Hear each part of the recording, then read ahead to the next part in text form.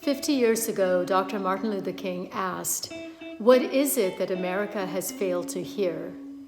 In the week since George Floyd's Memorial Day murder, our nation has erupted in mass unrest, shouting a clear demand for all of us to see that Black lives matter.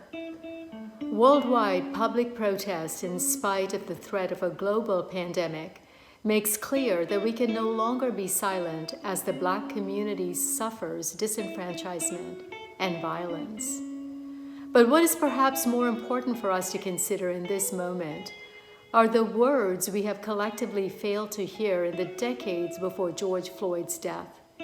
We must remember the dozens of other Black men and women who have died on video at the hands of someone in power, and to reflect on the lives of countless others not captured for the world's viewing. We must recall the times we failed to listen and our brothers and sisters suffered because of it. We must have the resolve to do and to do better.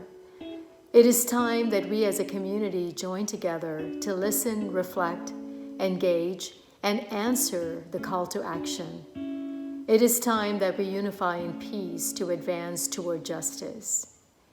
As an educator, I am confident that if we show up, listen with humility, and seek understanding, that we have the power to light a candle to the path forward.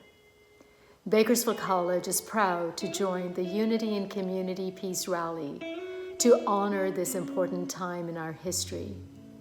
Thank you, Michael Bowers, T. Johnson, and Traco Matthews for bringing us together.